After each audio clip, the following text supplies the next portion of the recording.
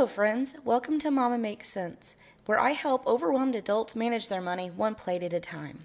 Today we're making my shortcut apple crisp. A shortcut because we use instant oatmeal packets as in place of the oats and the sugar and the crumb topping. To start off, we have a couple of apples. They have seen better days, but that's okay. We can cut off the bad pieces and use the rest. So let's get started.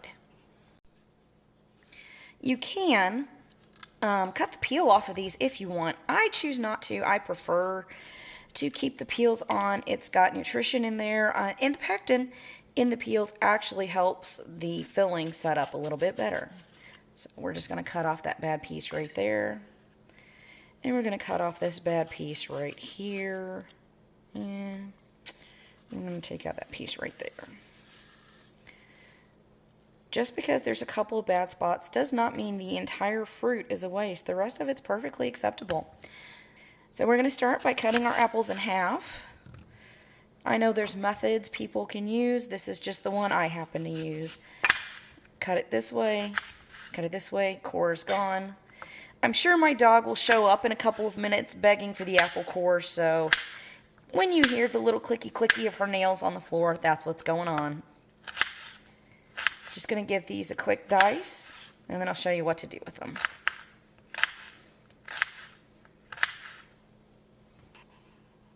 Alright, here's the rest of our chopped apples.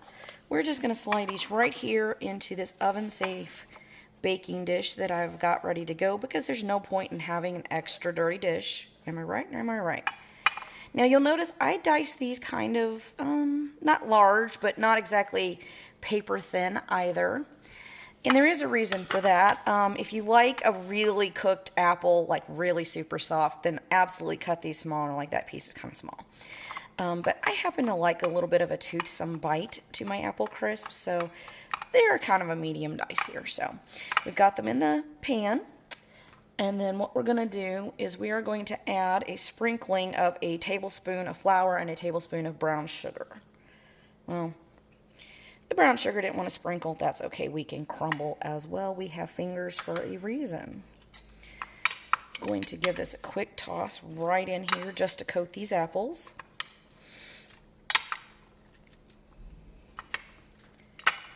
And while we're at it, we're going to add some cinnamon as well. Just measure with your heart. You can measure it out if you want, but I'm just going to be generous because I like cinnamon. If you have apple pie filling spice in your cabinet, that would be acceptable and delicious. Same for a pumpkin pie spice. You don't have to save that for Thanksgiving or just pumpkin pie, guys. Absolutely delicious in apple products as well.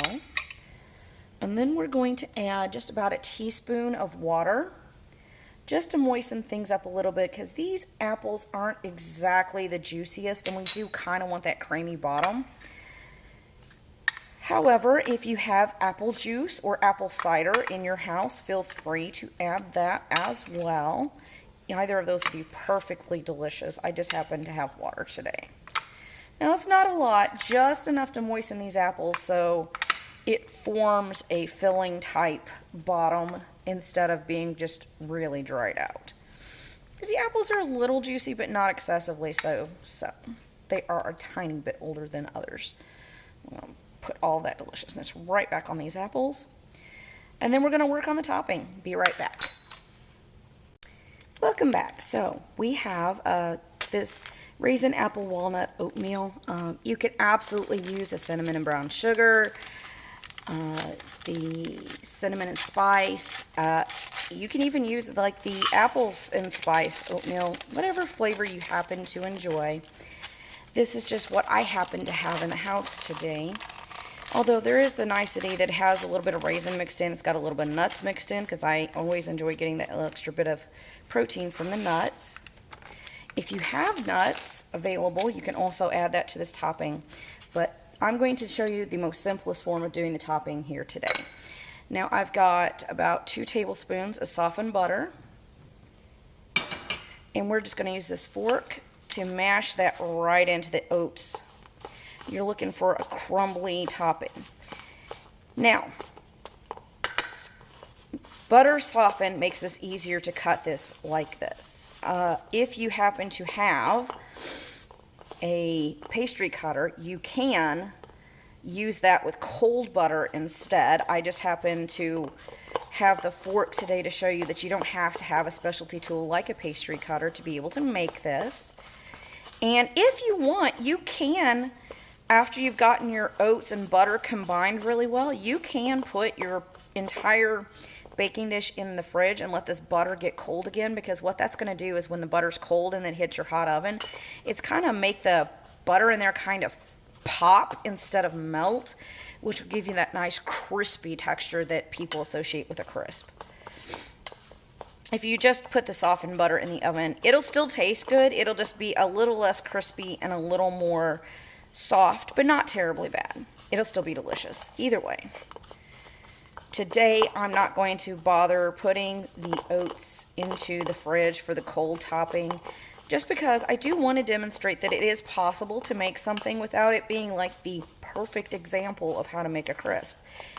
The point here is to make something delicious that's tasty and fast and easy without feeling overwhelmed by doing something in the kitchen. All right, there we go. We have our crisp ready to go. And we're just going to sprinkle this right on the top.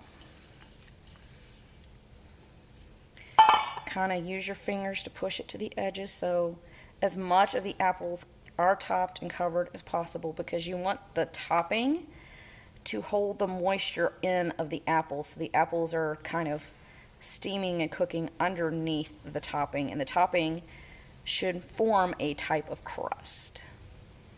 Not like a pie crust, but a crumbly crust. So there we go. We're ready to go for the oven. Give me just a second and I will take you there.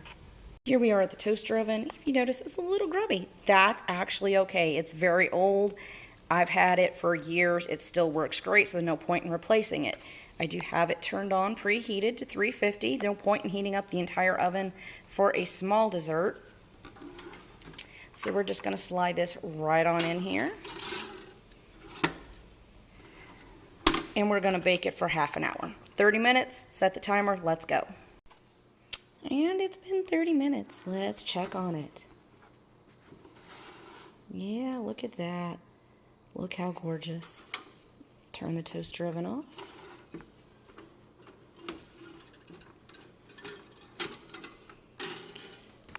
Take this over to the stovetop. Look at that. Let's see. I wish you could smell this. It smells amazing. Let's test. Yeah, see, it's not quite as crunchy as if it had cold butter, but it should still taste just fine. Let's see. Let's taste this corner over here.